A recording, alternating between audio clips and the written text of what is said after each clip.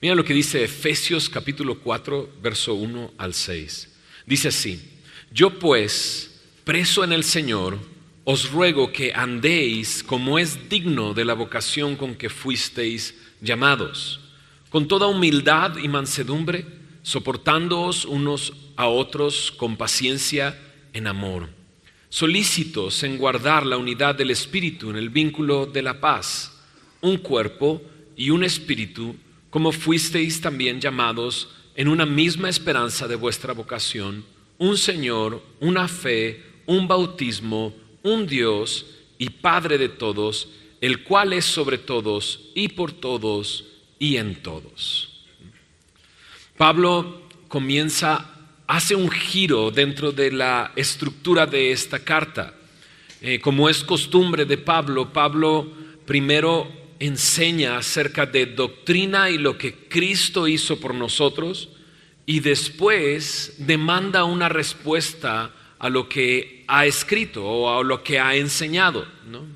Y esto es algo muy claro dentro del cristianismo. Nosotros no somos los que comenzamos nuestra relación con Dios. Ninguno de nosotros podría decir: yo inicié la relación. No, porque no teníamos nada con que iniciar la relación. Si recuerdas, en Efesios 2 nos dejó muy claro que estábamos muertos en nuestros delitos y pecados. No había manera de que nosotros iniciáramos la relación con Dios. Él fue el que inició.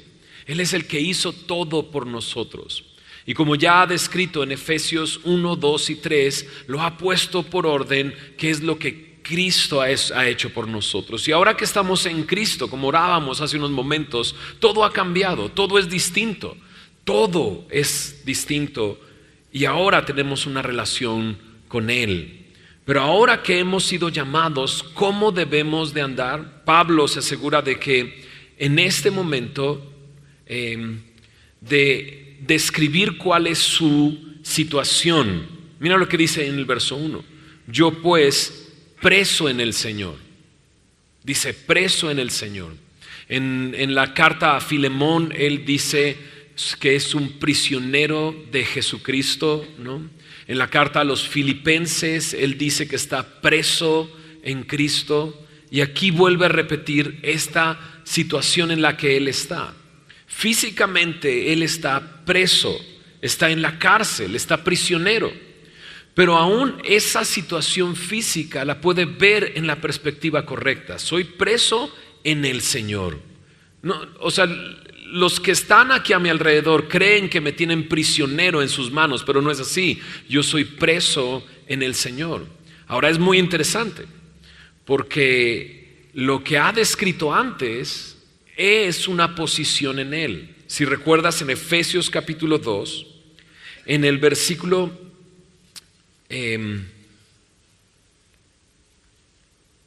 6, nos dice: nos hizo sentar en los lugares celestiales con Cristo Jesús, ¿no? ¿Cómo puedes conjugar que Pablo ha dicho que Él está sentado en los lugares celestiales, pero al mismo tiempo está preso en el Señor? Qué interesante, ¿verdad? Pablo puede saber cuál es su posición en el Señor. Estoy en lugares celestiales, sentado, porque Él ha hecho todo por mí. En Él he muerto a mis pecados, pero Él me ha dado vida y me ha resucitado en Cristo Jesús. Pero mi situación el día de hoy, estoy preso en el Señor, dice Pablo. Y entonces en esa posición en la que Él está, sentado en lugares celestiales, pero preso en el Señor, les dice: les ruego que andéis como es digno de la vocación con que fuisteis llamados. Ahora que estás en esa posición en Cristo, ahora comienza nuestro caminar. Porque la palabra andar significa eso, nuestro caminar, nuestra forma de conducirnos. El andar me habla de nuestra forma de vivir. Entonces, después de haber explicado lo que Dios hizo por mí, ahora es tiempo de caminar, ahora es tiempo de andar, ahora es tiempo de ocuparse. ¿En qué? Pablo nos va a decir en unos momentos. Pero nota esto, él dice: les ruego que andéis. No, esto apela a nuestra respuesta, a nuestra voluntad, ¿no? Pablo fácilmente podría decir, ahora les mando, pero decide utilizar esta palabra, les ruego, ¿no? Y es lo mismo que hizo en Romanos capítulo 12. Si recuerdas, al principio de Romanos capítulo 12 les dice, les ruego hermanos por las misericordias de Dios, ¿no? Y está apelando a nuestra voluntad, ¿no? Y esto de comenzar a vivir de cierta manera, obviamente por lo que hemos dicho, no es para ganarnos la salvación, sino es a manera de gratitud por lo que Él hizo por nosotros. Esta es nuestra respuesta. A manera de gratitud, entonces nosotros debemos de andar de cierta manera. Y aquí me va a describir cómo debemos de andar. Pero hay 4 secciones a partir de Efesios capítulo 4 que me habla de cómo debemos de conducirnos. Y la primera en esta porción es andar en unidad. Del capítulo 4, del verso 1 al 16, me habla de caminar, vivir, conducirme en unidad en el cuerpo de Cristo. Pero también del capítulo 4, verso 17 al capítulo 5, a la mitad del capítulo 5, me habla de andar en pureza. Y luego a partir del verso 19 del capítulo 5 me habla de andar en amor.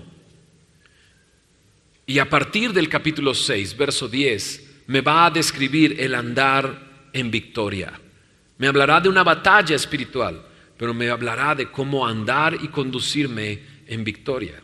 Hoy nos vamos a enfocar en solo una parte de este andar en unidad. ¿Cómo debo de andar? ¿Cómo debo de vivir? A la luz de lo que Cristo hizo por mí, ¿cómo debo de andar? Y aquí me dice que debo de andar de 5 maneras. Mira lo que dice en el versículo 2. Con toda humildad, número 1. Con toda mansedumbre, número 2. Con toda paciencia, número 3. Ahí está en el verso 2. Soportándoos los unos a los otros, número 4. Y por último, en amor. Esas son las 5 maneras en que debemos de andar ahora a la luz de lo que Cristo hizo por nosotros. ¿Cómo es esta manera? Lo dice ahí en el verso 1. Como es digno de la vocación con que fuisteis llamados. El verbo andar está en un modo activo. Es algo que nosotros debemos de hacer. Esto quiere decir responder a lo que Él ha hecho. Y el verbo fuisteis llamados está en pasivo. En eso nosotros no actuamos. Él fue el que nos llamó, pero ahora nos toca vivir de esta manera, andar de esta manera. Vayamos describiendo cada una de estas maneras. Pero, antes de eso, ¿cómo es andar como es digno? Pablo utiliza esta misma frase para describir nuestro andar. Mira lo que dice en Filipenses capítulo 1 en el verso 27. En Filipenses 1:27 también a la iglesia de Filipo le pide andar de cierta manera. Y dice ahí, solamente que os comportéis como es digno, ¿de qué dice? Del evangelio de Cristo. ¿No? Y la palabra comportéis es la misma palabra andar. Pablo le dice a la iglesia de Filipo, ustedes deben de comportarse, de andar como es digno del evangelio de Cristo. Como es, él también habla aquí acerca de unidad. Al final del versículo dice, estando firmes en un mismo espíritu, combatiendo unánimes por la fe del evangelio. Pero también a la iglesia de Colosas. Miren Colosenses capítulo 1 en el versículo 10. Pablo dice, para que andéis como es digno del Señor, agradándole en todo, llevando fruto en toda buena obra y creciendo en el conocimiento de Dios. Ahora, si te diste cuenta, en el verso 10 de Colosenses 1 es la continuación del verso 9. Mira lo que dice el verso 9. Dice que no cesa de orar por la iglesia y de pedir esto, que sean llenos del conocimiento de su voluntad en toda sabiduría e inteligencia espiritual. Ya Pablo en la carta a los Efesios nos explicó y nos dijo qué fue lo que Cristo hizo, y entonces nos demanda cómo andar. Y aquí es lo mismo. Pido que tengan dice el conocimiento, sean llenos del conocimiento de su voluntad para que andéis como es digno. Me encanta esto, ¿no? A veces nosotros no hacemos esto con nuestros hijos, los que tenemos hijos, ¿no? De repente regañamos a nuestros hijos y les decimos, es que ya te he dicho que no debes de hacer eso, y se nos quedan viendo así como, pues no me habías dicho que no debo de hacer eso. ¿Cómo voy a aprender? Necesito primero enseñarles. Y esto es lo que Pablo ha estado haciendo. Nos ha llenado de este conocimiento de la voluntad de Dios, el dar a conocer el misterio del Evangelio.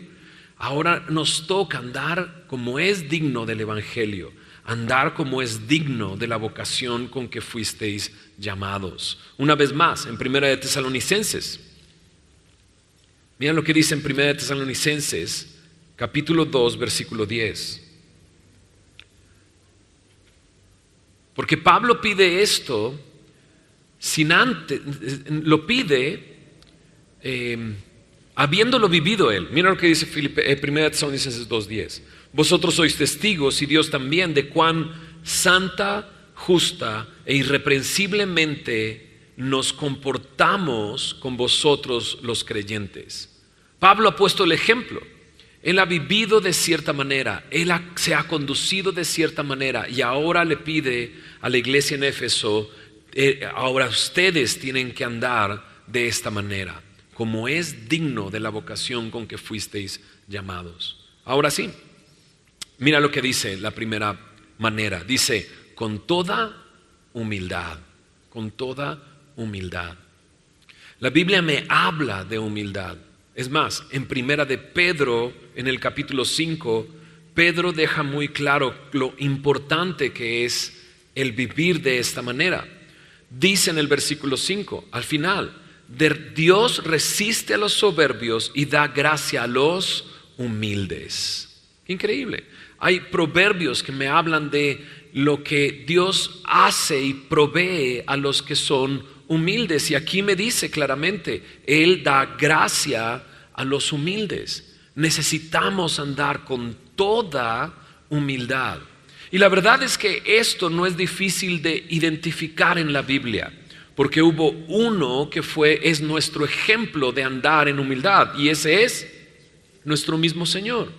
En Filipenses capítulo 2, Pablo se encarga de describir cuál es el comportamiento de Cristo, la mente de Cristo, el sentir de Cristo. Y me dice en Filipenses 2, en el versículo 5, este es el sentir de Cristo. Dice, el cual siendo en forma de Dios no estimó el ser igual a Dios como cosa que aferrarse, sino que se despojó a sí mismo, tomando forma de siervo, hecho semejante a los hombres. Y estando en la condición de hombre, se humilló a sí mismo, haciéndose obediente hasta la muerte y muerte de cruz. Jesús es nuestro ejemplo de humildad. No solamente Pablo lo describe aquí, sino que Jesús lo ejemplificó al lavar los pies de los discípulos.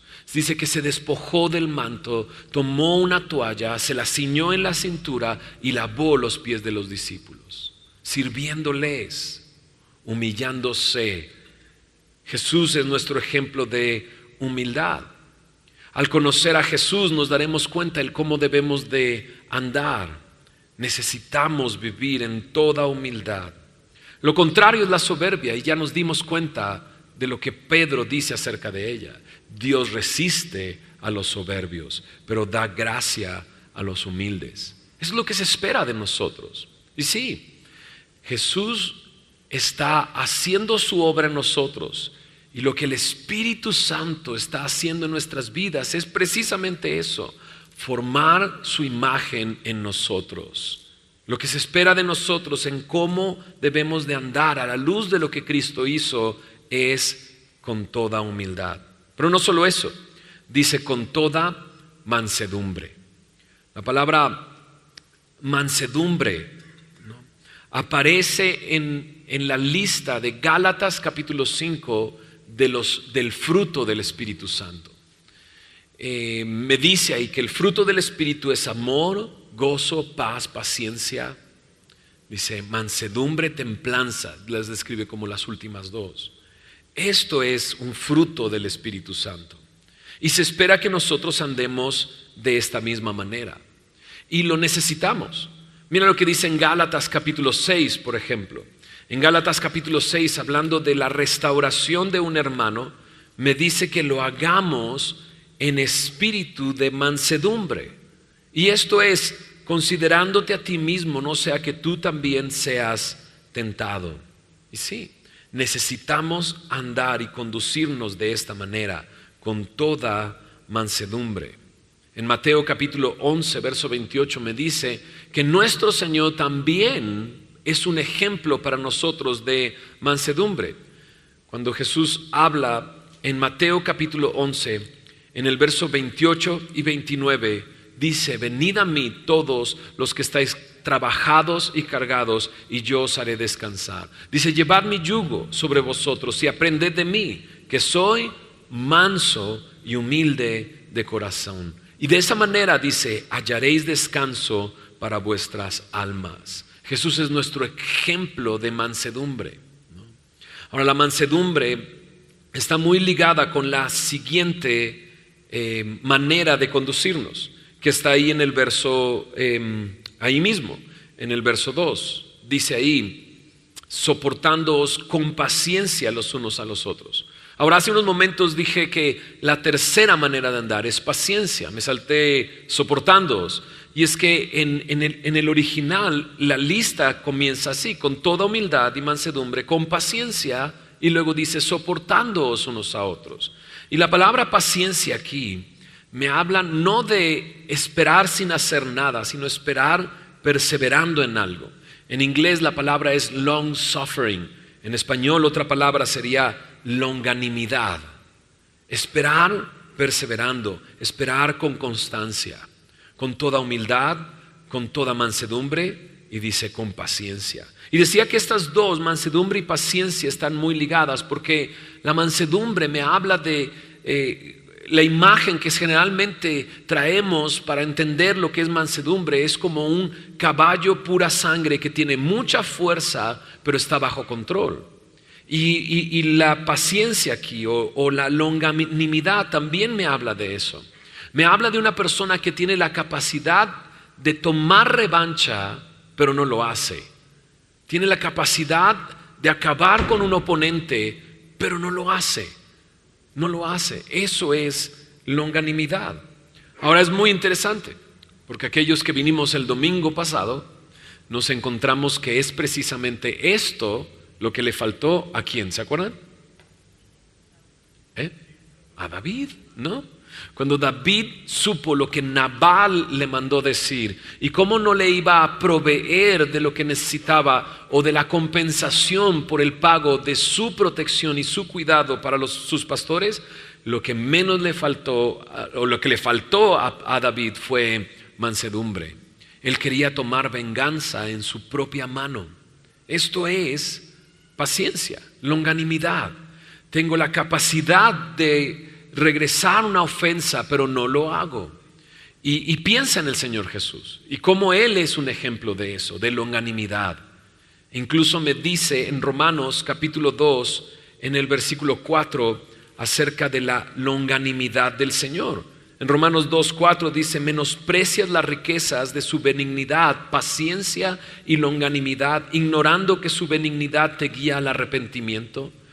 Porque no hay duda entre nosotros de que Jesucristo podría traer su juicio sobre nosotros, pero Él ha sido longánimo. ¿Se dice así? Algo así. Mejor, paciente con nosotros. Tiene la capacidad de juzgarnos, pero aún no lo hace, porque está esperando con constancia. Así se espera de nosotros, que debemos de andar a la luz de lo que Cristo hizo por nosotros. Pero también me habla de, número 4, soportándoos los unos a los otros.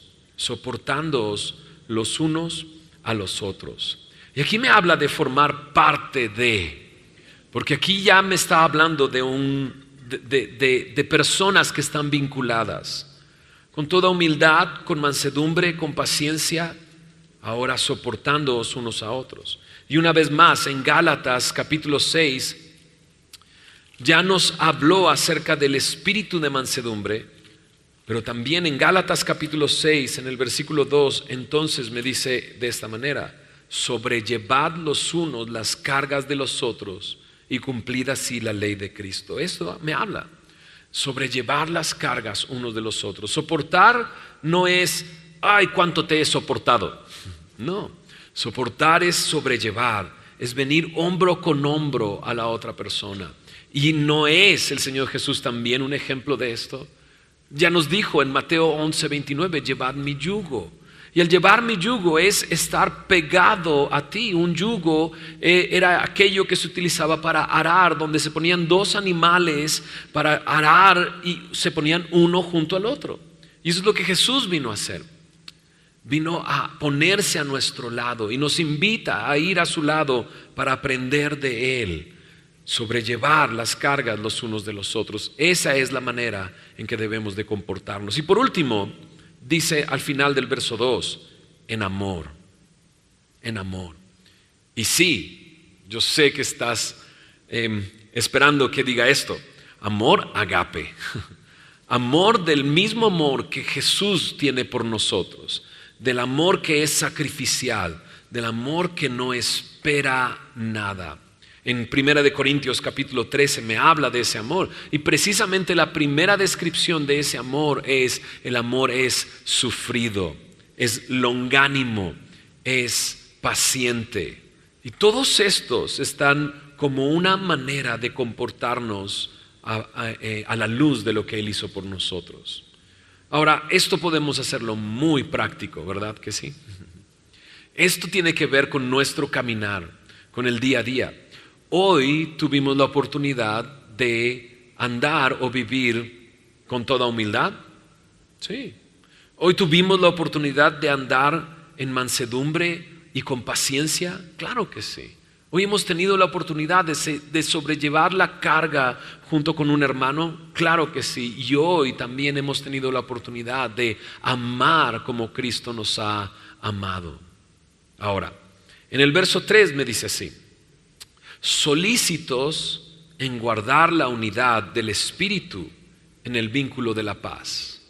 Ahora, esto es muy interesante porque la forma de caminar, esta forma de caminar nos va a llevar a estar solícitos en guardar la unidad del Espíritu, ¿no? Una persona que camina de esta manera puede entonces andar en unidad con otra persona, ¿no? Pero también esta unidad se alimenta de todo lo que viene en los siguientes versículos, del 4 al 6, que básicamente lo que Pablo está describiendo ahí es la doctrina, ¿no? O sea, hay unidad cuando hay unidad en la doctrina, ¿no? Si tratamos de tener unidad en cosas que no están en este lugar, será muy difícil mantener esa unidad. Pero cuando todos estamos de acuerdo en esto que describe del verso 4 al 6, entonces podemos guardar esa unidad. Ahora es interesante porque no me dice que obtenga esa unidad. No hay que lograr la unidad. La unidad ahí está. Lo que debemos de hacer es estar solícitos en guardar esa unidad, ¿no? Y dentro de la iglesia, como un cuerpo local, esto quiere decir semilla de mostaza, por ejemplo, necesitamos estar solícitos en guardar esa unidad, en esto descrito, y caminando de esta manera, de una manera muy práctica. Cuando yo ando con toda humildad, con toda paciencia, con toda mansedumbre, soportando a mis hermanos y en amor, estoy participando de guardar esa unidad. Pero es el verso 4 al 6 de donde proviene esa unidad. Mira lo que dice en el verso 4: un cuerpo. Y tiene todo sentido después de que Pablo se tardó un buen rato en explicarnos que en Cristo tenemos paz. ¿Verdad? ¿Te acuerdas? Tanto gentiles como judíos están unidos en un solo cuerpo. Así, este cuerpo me está hablando de la iglesia. Pablo compara la iglesia como un cuerpo. y compara a los miembros de la iglesia como miembros de un cuerpo. Y dice, y todos ellos funcionan dentro del cuerpo con los dones que Dios ha dado, y hablaremos de eso la próxima semana, con los dones que Dios ha dado para servir y edificar a todo el cuerpo, a los otros miembros. No tenemos duda de que la iglesia es como un cuerpo. Pero también dice ahí, y un espíritu, ¿no? Y entendemos esto como el Espíritu de Dios, el Espíritu Santo, un espíritu. No hay dos, no hay tres, es un espíritu. Y estamos de acuerdo que es el Espíritu el que nos ha atraído. Dice su palabra que Él nos guía a toda verdad, que Él es el que nos convence de justicia, de juicio, de pecado.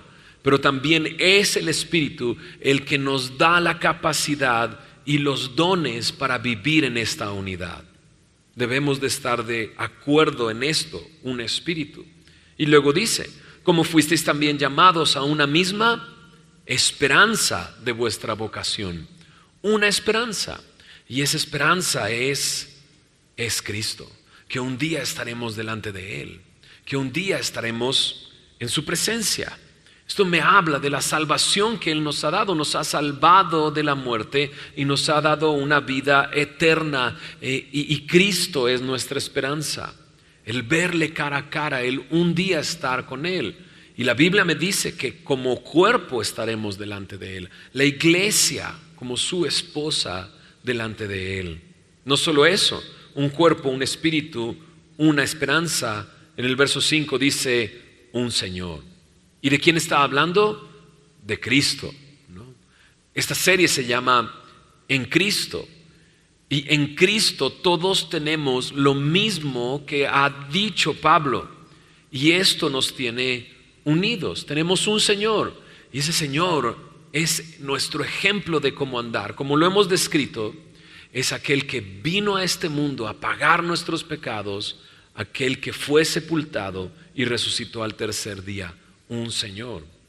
En el verso 5 también dice una fe que Dios nos ha dado como un don, un regalo que hemos recibido de Él, por medio del cual, dice su palabra, somos salvos. Por gracia sois salvos, y esto no de vosotros, sino por medio de la fe. Al creer en nuestro Señor tenemos vida eterna, una fe.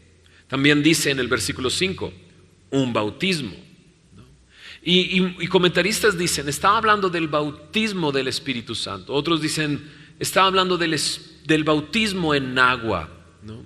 Y sea cual sea, hay un solo bautismo. Cuando somos bautizados por el Espíritu Santo, entonces somos salvos y somos unidos a su cuerpo. Cuando nos identificamos yendo al agua, damos testimonio de lo que Cristo ha hecho en nuestra vida, hay un bautismo. En el verso 6 continúa diciendo, un Dios y Padre de todos. Y aquí termina de juntarse la Trinidad, un Espíritu, un Señor Jesucristo, el Hijo, un Dios y Padre de todos. Y dice al final, el cual es sobre todos y por todos y en todos. Esta es la base de la unidad. Y Dios nos ha llamado hasta a guardar y estar solícitos en guardar esa unidad. Y nos ha dicho claramente cómo debemos de andar en el día a día para ser solícitos en guardar la unidad del Espíritu. No es algo poco común, ¿no?, el afectar la unidad de la iglesia. No es algo poco común, al contrario. Hoy mismo recibí la llamada de un pastor de otra ciudad, no de Semilla, para que no te hagas ideas, ¿no?, sino de otra iglesia, y me decía, ¿no?, es que un hermano que se acaba de ir está comenzando a llamar a los hermanos para que vayan a su estudio en domingo a la misma hora que nosotros. No es poco común que haya personas que quieran dividir el cuerpo, ¿verdad? No es poco común. Y aquí Dios nos ha dado un marco para poder guardar la unidad que en Cristo Jesús, ¿no? El cómo andar. Si esa persona que el día de hoy este pastor me comunicó que está dividiendo el cuerpo, anduviera, imagínate lo que cambiaría, con toda humildad, con toda mansedumbre, con toda paciencia, en amor, soportando unos a otros, estaría guardando la unidad. Así nosotros debemos de andar y caminar. Busquemos maneras prácticas para poner esto en nuestra vida, para vivir esto en el día a día y sobre todo en nuestro caminar juntos como una iglesia, aquella que tiene un cuerpo, un espíritu, una esperanza, un Señor, una fe, un bautismo, un Dios y Padre de todos, en el cual ese Padre es sobre todos y por todos y en todos. ¿Oramos? Señor, gracias por tu palabra en este día, Señor. Y ahora ha llegado este momento en esta carta de responder a lo que tú has hecho por nosotros. Y Señor, y hemos dedicado un buen tiempo, Señor, a meditar en lo que tú has hecho, Señor. Y ayúdanos a recordar cada una de esas cosas, Señor, que tú nos has hablado de lo que somos en ti, Señor. Y entonces, Señor, que esto que nos pides, Señor, podamos vivirlo en gratitud por lo que tú has hecho.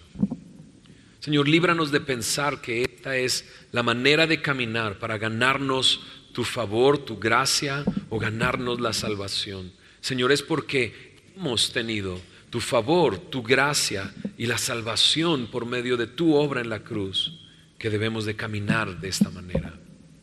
Señor, nosotros no comenzamos, eres tú el que ha comenzado la obra en nuestras vidas. Y es a ti a quien acudimos para ser fortalecidos y vivir de esta manera. Señor, queremos pedirte, Señor, que seas tú el que haga la obra en nosotros, también en esto. Señor, que tú nos hagas aptos en toda obra buena para hacer tu voluntad. Que tú hagas en nosotros lo que es agradable delante de ti, por medio de lo que tú hiciste, Jesús, en la cruz. A ti sea la gloria por los siglos de los siglos. Amén. Te damos gracias, Señor. En el nombre de Jesús oramos. Amén.